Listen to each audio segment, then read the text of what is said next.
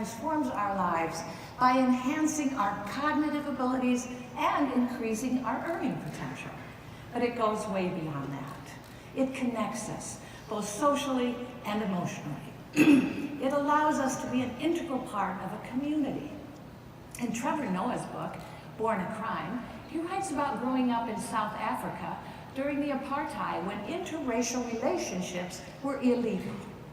As a child of a white father and an African mother, he risked imprisonment because he was biracial, and he spent most of his youth hiding his true identity. He tells the story of an event that occurred when he was a teenager. Because he looked different, a group of young men assumed he was a stranger and planned to rob him. Recognizing their accents, Trevor greeted them in their distinct dialect and suggested they join forces and find someone else to rob. When they heard him speak like him and like them, they greeted him enthusiastically and moved on. Language saved him. He writes, "Maybe I didn't look like you, but if I spoke like you, I was you." Nice. That's how language builds connection.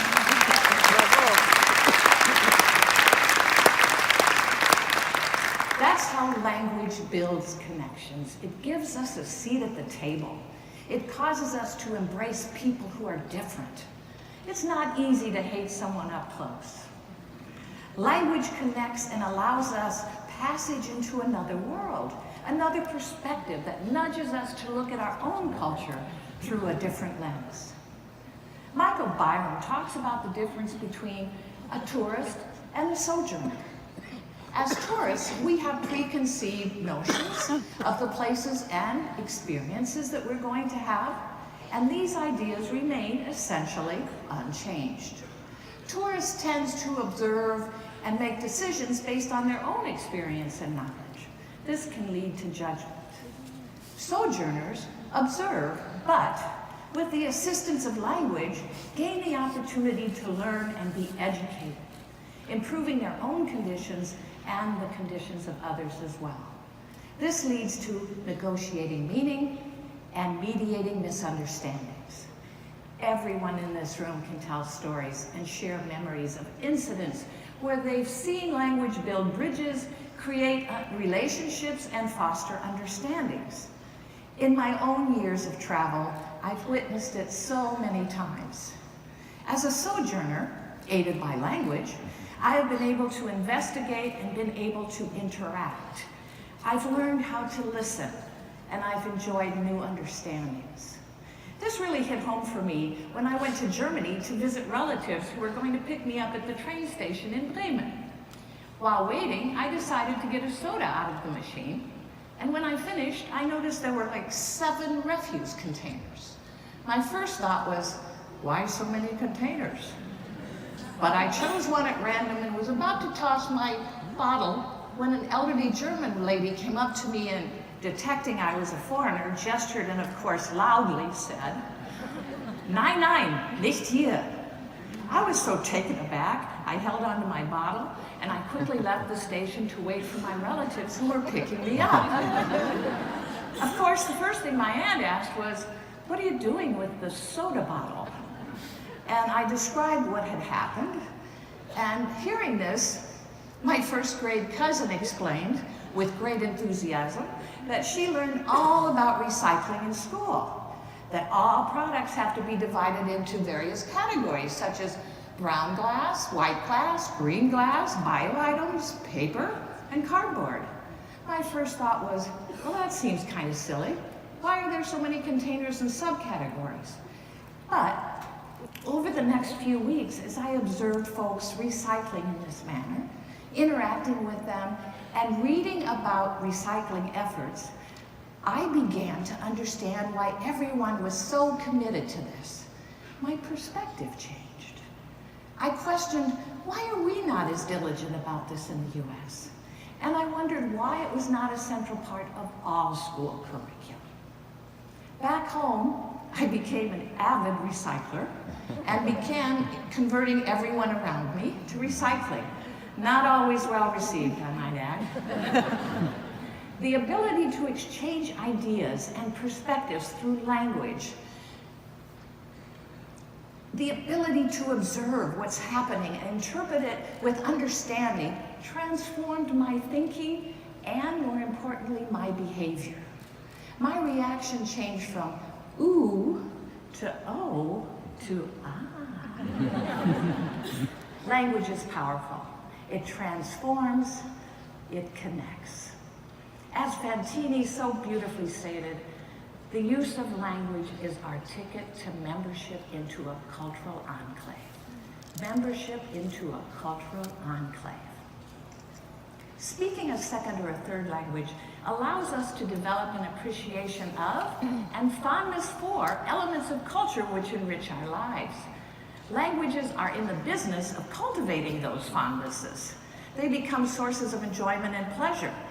Because I know another language, I'm able to go to the theater or the movies and share laughter and tears with native speakers. Sharing such collective joy and pain connects us. It makes us part of something bigger than us, and it unites us. I've been able to read local newspapers and journals and understand their perspectives on politics and policies and world issues, and compare those to my own, allowing me again to see these issues through another lens. Language education has allowed me to read novels and stories, but in the language that they were originally written, providing me a deep and profound insight into another culture.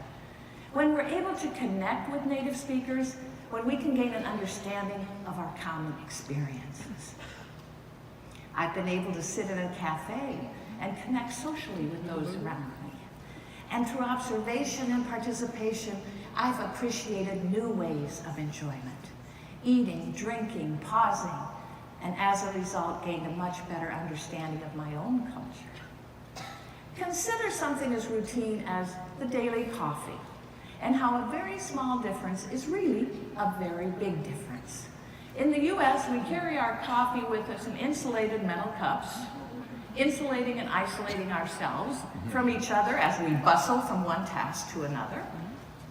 Imagine how much more we might enjoy our day and each other if that on-the-go coffee got the same treatment as it does sitting down just for a few minutes at a French cafe. Embracing the sights, the sounds, and the language of those around us. What a unifying experience that could be, and what a difference it could make. With the shared language, I've been welcomed into a family home and participated in the daily moments of another way of living. What do others talk about? What do they value? How do they live? True belonging, making real connection, and experiencing real empathy all require meeting real people in a real space, in real time, and sharing language. With language, I can participate in the cultural life of others through sports, leisure time activities, music, literature, and share a common frame of reference. The power of collective joy can transcend whatever our differences might be. Music is one of the most powerful conveners of collective joy and pain. It takes us back to a moment and connects us in profound emotional ways. In the summer of 1989, I was in East Germany visiting universities to invite lecturers to our annual convention in Boston. At first, as we began to talk, to get to know one another, there was a sense of awkwardness until our host grabbed his guitar and began to strum the notes to John Denver's Country Roads. We all broke into spontaneous songs with one voice.